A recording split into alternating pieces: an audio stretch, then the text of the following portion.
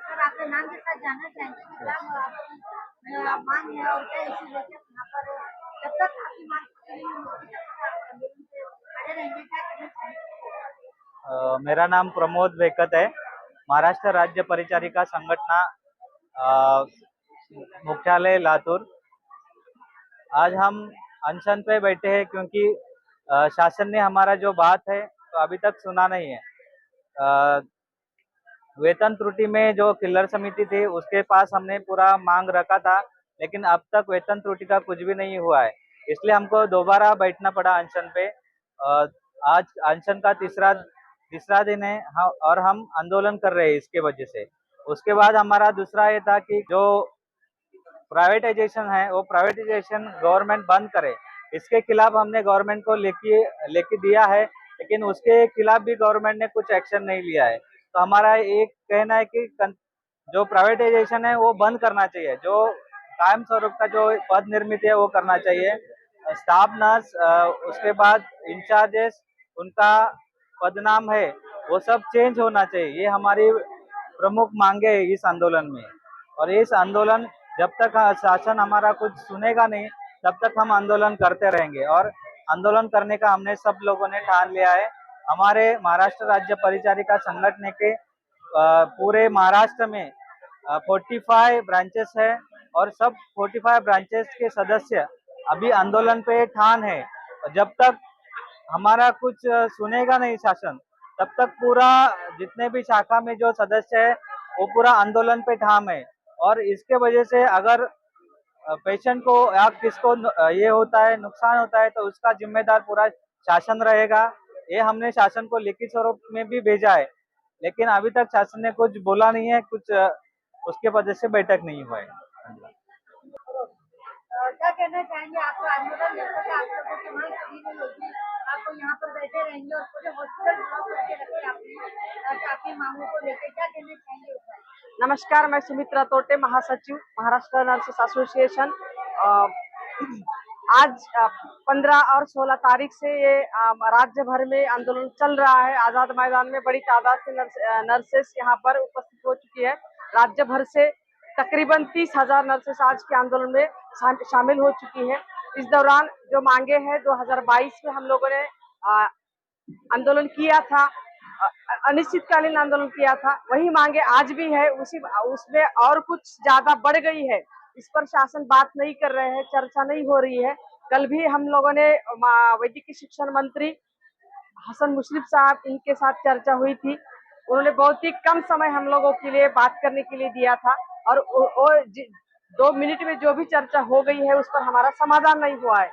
इसलिए आज का हमारा ये एक दिन का काम बंद आंदोलन था, ये कल से अनिश्चितकालीन आंदोलन होने वाला है। इस दौरान मरीजों के उपचार में दिक्कत आ सकती है, किंतु हमने हर बार शासन को विनती की है कि हम ये नर्सों की मांगे हैं, इनके ऊपर ध्यान देना चाहिए। कुछ मांगे हैं आर्थिक है, जिससे कुछ मांगे हैं जो पदभर्ती है, ठेकेदारों से नर्सेस की पदभर्ती की जा रही है। इसके लिए हम 2022 से इसका विरोध कर रहे हैं। और 22 के बाद 2022 में शासन ने हमें पत्र लिख के कहा था कि अभी ठेकेदारों से भर्ती नहीं होगी, और फिर 3 साल बाद ये वही हो रहा है। इसलिए हम लोगों को बार बार मैदान में आके लड़ना पड़ रहा है। हमारा यही निवेदन है शासन से कि कल से जो अनिश्चितकालीन आंदोलन शुरू होने वाला है, इसका परिणाम मरीजों के ऊपर उपचार में हो सकता है। इससे पहले हमसे बात करें या जो भी समस्याएं हैं नर्सों की महाराष्ट्र में, उस पर ध्यान दे, गौर करे और कुछ सही निर्णय लेने के लिए ये कुछ मीटिंग की जरूरत है, चर्चा करने की जरूरत है। इसमें सिर्फ ये विभाग के मंत्री नहीं, मुख्यमंत्री महोदय, इनकी बात होना भी जरूरी है। जब तक ये नहीं होता है तब तक ये 30,000 नर्सेस आंदोलन में रहने वाले हैं। इसमें जो भी विपरीत परिणाम मरीजों पर होता है, इसके लिए शासन जिम्मेदार रहेगा।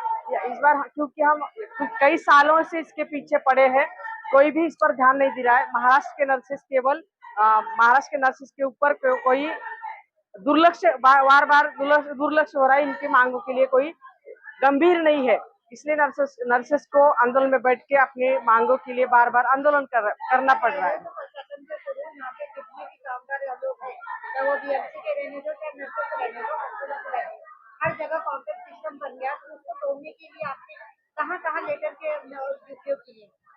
हम लोगों ने आज तक महाराष्ट्र के मुख्यमंत्री, वैद्यकीय शिक्षण और सार्वजनिक आरोग्य विभाग के मंत्री और जो अधिकारी है, प्रशासकीय अधिकारी है, इन सभी के पास हम अपना निवेदन लेके गए हैं। कई मीटिंग अधिकारियों के साथ हो चुके हैं, उसके इतिवृत्त भी हम लोगों को अहवाल उसके मिल चुके हैं, किंतु उसके ऊपर काम नहीं हुआ है। 3 साल में छोटी सी छोटी मांग पूरी नहीं की गई है। ये महिलाओं का ये प्रोफेशन है, इसमें बहुत सारी महिला काम करती है।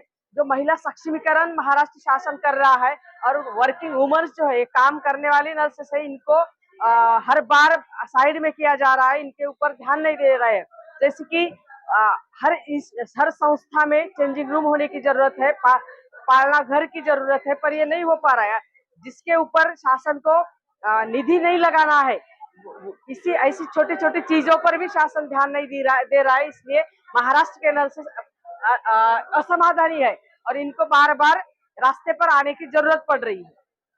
आपने पहले भी कोई ना कोई बातों के लिए नर्सेस जितने भी हैं पहले भी अपनी मांगों को लेकर आजाद मैदान में आ चुकी हैं, उनकी मांग को रखने के लिए सरकार द्वारा और लोगों तक अपनी बातों को पहुंचाने के लिए। तो इस बार क्या चीज आपके लिए नया है जो अपनी मांग को लेकर आंदोलन कर रहे हैं? इस टाइम उन्होंने जो पिछले टाइम भी हम लोगों ने किया था कि जो कॉन्ट्रैक्ट से भर्ती हो रहा है, वो पिछले टाइम भी हम लोग ने 10 दिन का इधर स्ट्राइक करके हम लोग ने वो बंद किया था। लेकिन फिर से उन्होंने 2 साल के बाद पिछले मंथ फिर से उन्होंने वही मांग फिर से निकाली है। बार बार वो चीज के लिए क्यों हम लोग को लोग उकसाते रहते हैं और बार बार वही करने के लिए उकसाते हैं। दूसरी बात है, हमेशा बोलते हैं हमारे पास पैसा नहीं है, ठीक है, लेकिन हमारी कोई कोई मांगे ऐसी है जिसके लिए पैसे की जरूरत नहीं है। जैसे कि सेंट्रल गवर्नमेंट में नर्सेस को नर्सिंग ऑफिसर करके पोस्ट है, हम लोग को भी मिल सकती है, इसके लिए 1 रुपए की भी जरूरत नहीं है। फिर वो क्यों नहीं मांग कंप्लीट होती है हमारी, ये भी हम लोग का बोलना है। अभी जब आप यहाँ पर आए आंदोलन लेके, तो उससे पहले आपने सारे लेटर्स वगैरह आपने जगह दे चुके हैं? 2 साल से रिप्लाई मिली है? कुछ नहीं, 2 साल से हम लोग वही जो मांगे पिछले टाइम उन्होंने बोला था कि सब मांगे आपकी पूरी हम लोग करेंगे। हम लोग को सब आंदोलन पीछे लेने के लिए बोला, हम लोग ने उनका सुना। इसके बाद सिर्फ मीटिंग्स पे मीटिंग हो गए, हम लोग को मीटिंग मिनट्स मिले, लेकिन इसके ऊपर एक्शन अभी तक हुआ नहीं है मैम। तो इस बार अब तक आपका काम जब तक हम लोग के इस बात का जीआर नहीं निकलता है, नहीं तो कुछ सैंक्शन नहीं होता, तब तक हम लोग इस टाइम पीछे हटने वाले नहीं है। कॉन्ट्रैक्ट सिस्टम के लिए क्या कहना चाहते हैं? द्वारा ही आप लोग काम करना है? कभी भी नहीं, कॉन्ट्रैक्ट बेसिस पे हम लोग कभी भी किसी को आने नहीं देंगे। Thank you. एक अपना नाम बता दीजिए। Yashasvi Korgaonkar GT hospital. Kamini Sonawane Saint George hospital. Pramod Bekar Saint George hospital. Rutuja Satpute JJ hospital.